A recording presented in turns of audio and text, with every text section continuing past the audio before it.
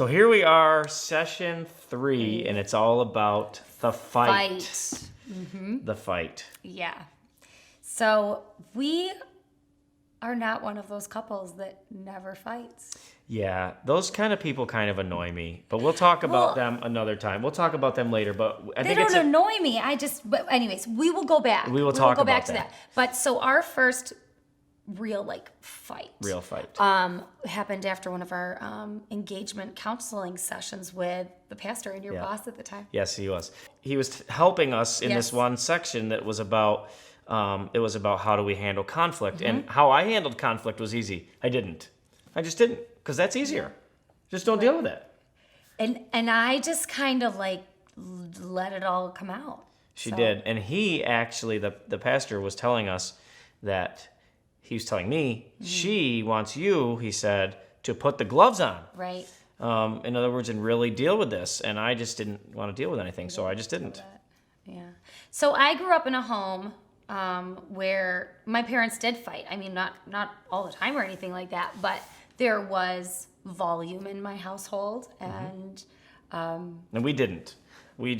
My parents didn't. So either they did it when, they fought when we weren't home or when I wasn't home, or they did it real quietly. I don't know, but I didn't have you that. didn't sense that. I didn't have that in front of me. But yeah, so my parents, I mean, they dealt with stuff, Yeah.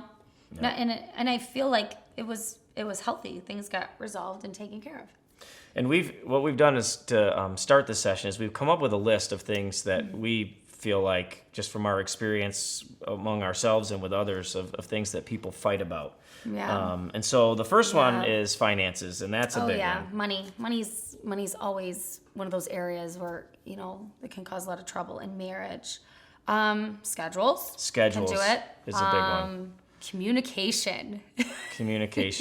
Yes, not people don't usually fight about over communication. No, either. it's usually about the lack of communication. Unmet expectations. That's a big one. That's huge. Yeah, that's huge. Probably one of the biggest. Yeah, and when I get my mind set on something something that I want to happen the way that I want it to happen, and then it goes, differently. That's hard. You have a hard time. I do. I'm working. God's working. All right. Another area people fight about: sex. No. Yes, they do. Let's see, Parenting styles. Yep, family. A lot of fighting there too. Yes, we learned earlier that we're supposed to leave and cleave. Yes. And sometimes that doesn't happen, and that can cause, it's easy for those conflicts from other family to get in there. That's true. What about careers? Yeah, our jobs. Yep, absolutely. That's another area. So I think we've touched on probably a hot topic which you and your spouse have dealt with at home, and maybe all of those have been areas. But you're forgetting a big one. Oh, I did? What did I forget? Past sins. Oh, yeah, behavior. Bringing up the old stuff. Yeah. That is another one. That can be a big one, too. So I think a lot of times with fighting, you've got to realize, what is really the point? What are you really fighting about? What's at the root? And is what you're really upset about in that moment really what you're upset about? Yeah, and that's because quite often we've discovered it's not. No. Because sometimes I'll get all upset about something, and Jen will just look at me and say, okay, what's really bothering you? Or I'll do the same to her, because we realize that, okay, the other person can not really be upset about what seems to be on the surface. The level of the intensity sometimes, And so it's important to take the time to stop and really figure out what is the real reason that you're so frustrated. And I love when I say, Jen, are you mad? No, I'm not mad. I don't do that. Yes, you do. And I sometimes it takes a little while, but the more that we learn about each other, the more that we can know that sometimes there's something under the surface, and sometimes that thing can be old conflict. It can be. And that can come up in a fight, and that really is not. We gotta get away from that. We got to get away from. So we have to learn how to resolve the old conflict and then stop bringing it up. Let it. It's done. And it needs to be done. And letting go of stuff, that's not easy. That takes work. And in our experience, this seems to be more of an issue for women than it does for men, because men are more easily able to detach from things Right. than women are, and it's okay. It's just a difference. But we've experienced that, and so I just ignore the old things, and she wants to deal with them. And so now that we've learned to deal with some of our stuff from the past, then we can truly move on from it, and it's not as much a point of contention anymore. Right. So there are times that there are some really maybe big pressing issues, things that need to be dealt with. And I mean, I know for me, like things can just be constantly just spinning in my mind. Yeah. But looking at the timing of when maybe the talk about that should be might not be at that moment, even though it's really bothering me. So in circumstances like that, it's really good to kind of step back a little bit, pray, God help me right now. This is driving me crazy, but it might not be the moment to bring it up. You might need to create another intentional time, not Right. just because this came to mind, this thing that's been bothering you. Right. And also You might sometimes have just to the create a separate timing time to talk of when about you're it. upset. Yeah. You know what? If I'm going to work, Yeah. obviously we can't get into some big discussion at that point. Right. It took me a little while to figure that out. Yes, you'd want to like have it Because taken I need to care get of it, now. yes, because it needs to be Right. resolved now, Yes. and so that I can enjoy my day And I'm not like, have this. time I have to Right. be at work and And- such and such. And in all Yeah. honesty, that's just a selfish. Right. That's just a selfish thing, which brings me to a verse in Philippians. Philippians 2:3 says, "Don't be selfish. Don't try to impress others, but be humble, thinking of others as better than yourselves." And when we're in those moments just trying to resolve the conflict, because that's my goal, resolve the conflict so everything can be nice and happy again. I'm not being considerate as I'm Right. trying to do that with her on the phone as she's on her way to work. That's Right. not considering you better than me. I'm being selfish because that's my need instead of what's best for the bigger picture, and that's waiting until you come home or waiting until we have a moment where kids aren't needy, and then we can discuss whatever is bothering us. Right. And that's another one. Don't fight in front of your kids. No. Don't do that. Yeah, we It's hard. I know you can get frustrated with each other, but as best you can, try to just let that conflict be between you and your spouse, and don't bring your kids into your mess. No, and it's not that we're trying to. I mean, we don't want them to have some false sense of what the marriage is like, but it's not. A lot of times hurtful things can be said quickly, and if that happens just between us, that's the damage control is a little bit easier when it's just between us than if there's another party that heard me say something in a not nice way to Jen or vice versa. Right. The So- timing. And you know what?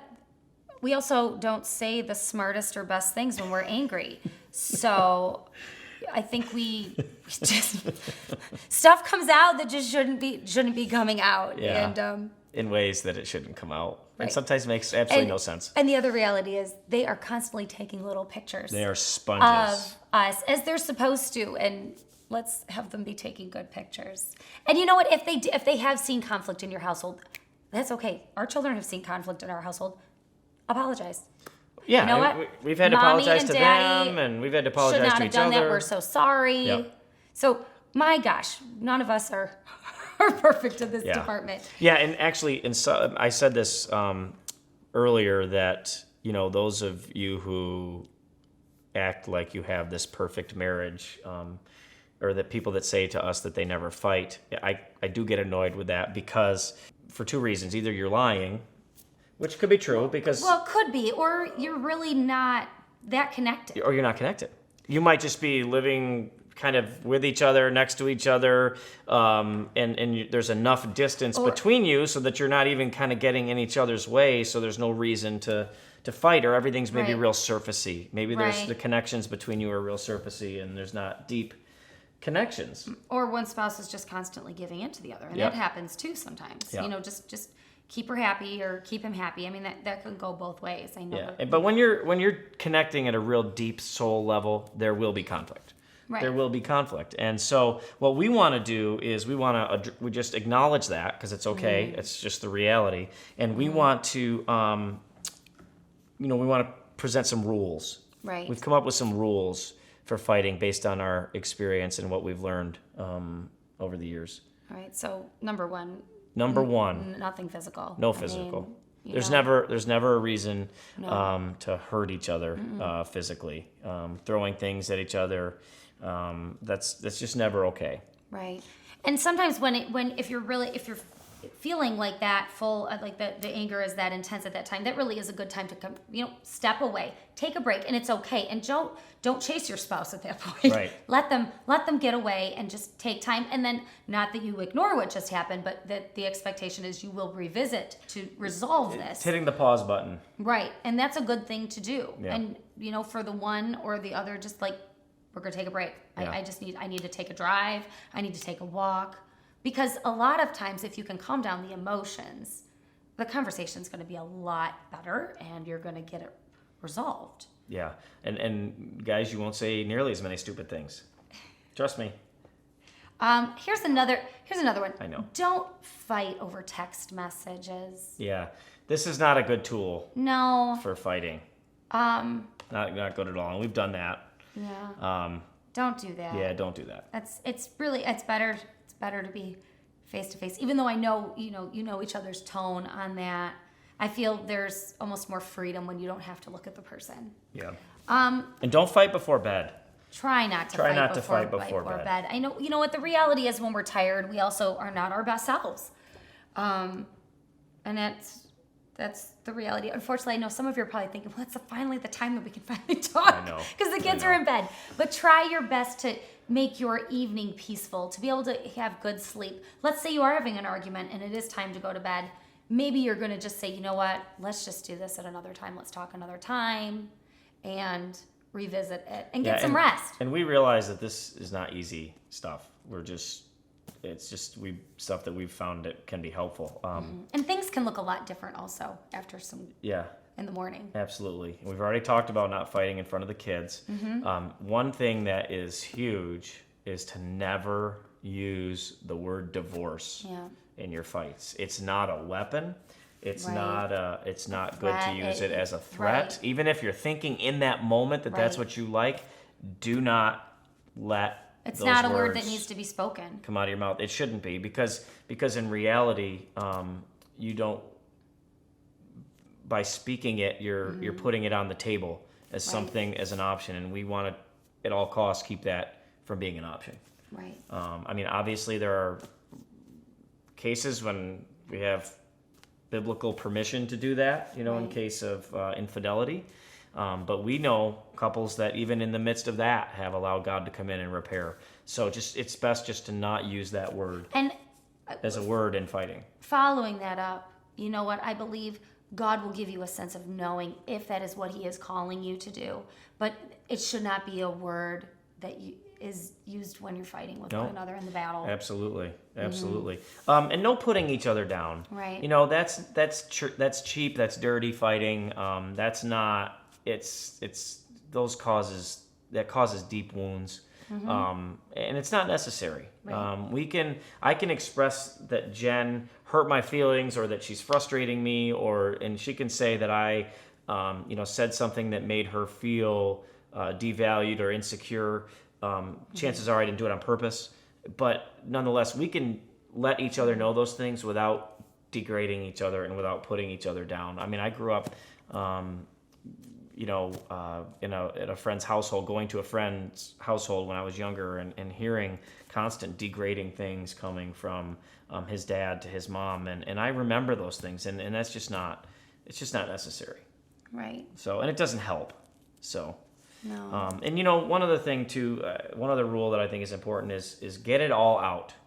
Right. So that it's all out on the table, and I put it all out think that's big. Don't think in your marriage, well, I can only trust this person with this much of the information, because if they know all of it, then they're just not going to want me anymore. And I think a lot of times people live that way. Or we feel like, I've gotten 80% out, Right, and that's we've resolved enough. it, so that's good. They don't need to know the whole truth. That other 20% is like a weed, Right. that will just Continue to it's eat like, away and it's like it- taking yeah. a weed and just ripping it off at the surface. There's still the roots there, and it's still going to come back and with a vengeance. So just try to deal with it all. And the reality of dealing with it all is it might not be good in the moment. it might be miserable and hurt terrible, but there's freedom once it's all out there. Yeah, absolutely. You know, things aren't always easy.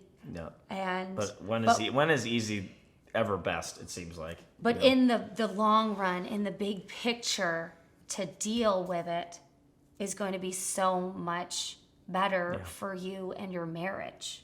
Yep. So those were some rules for fighting. You know, one of the things that helps is if we learn what each of us need.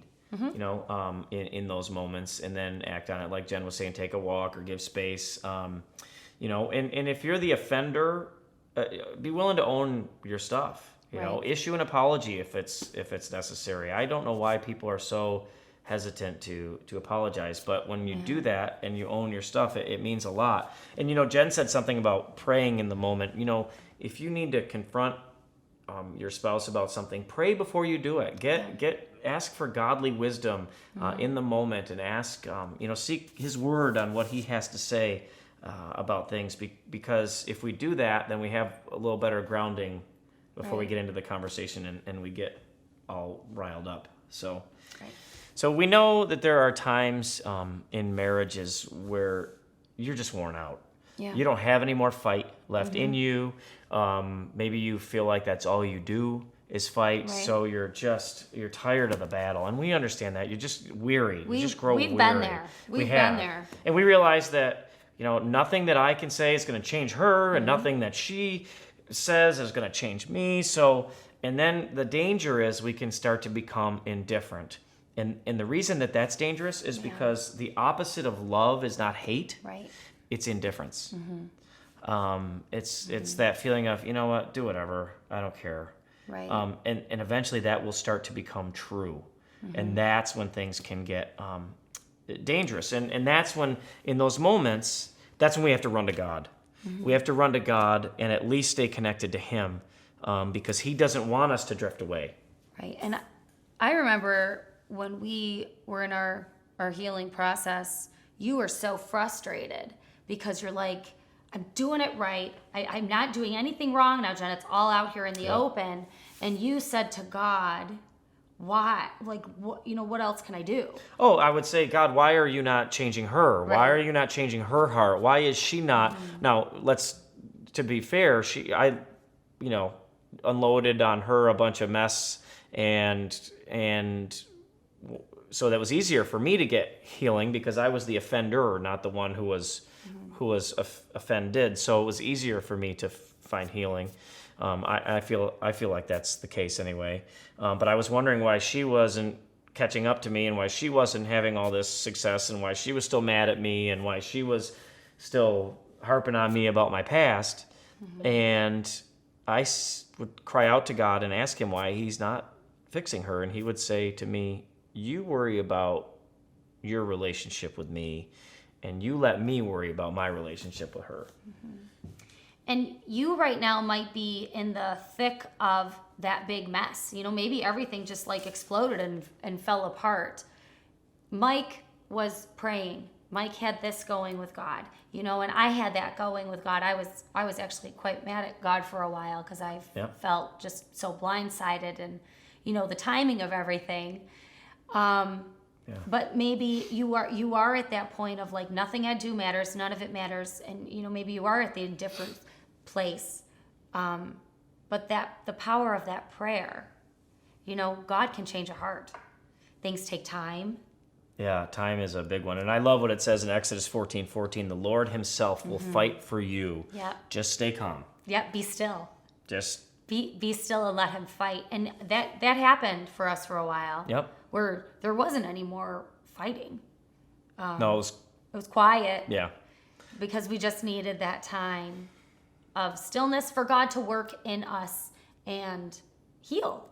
In us and through us. And so what happens is He starts to work in me and heal me, and He starts to work in Jen and heals her. Then He starts to weave us together. And I love this verse from Ecclesiastes chapter 4, verse 12.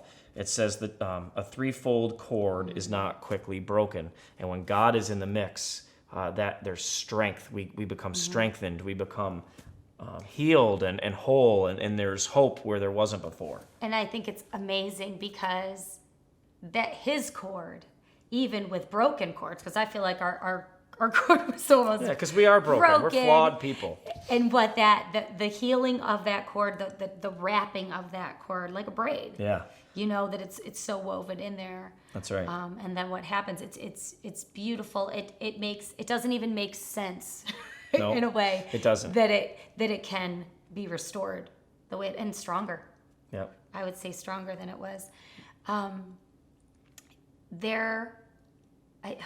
was it said? You give up the right to be right. Yes. Yeah, and that's a hard thing because we do want to be right. We do when we're fighting, we feel like that our point needs to be made, and both of us can be at the same time feeling like we know that we're right. We know that we're right. And while that may be true, what's more important, having peace or being right? Now, there are some times, for instance, if your spouse is, or if you or your spouse are out of bounds, Right. if you have a behavior that's out of bounds, if you have, if you've been caught doing something that you shouldn't be doing that violates a trust between your spouse and with God, that doesn't mean that you ignore that your spouse did those things. Right. That's not what we're saying. But in the moment, it's not about you being right. It's about us going before God and allowing Him to fix whatever needs to be fixed, whatever offense and whatever situation. So I think we've given them a lot to think about between now and the next time. And so don't forget to use your downloadable discussion questions and give yourselves permission to have good, honest conversation.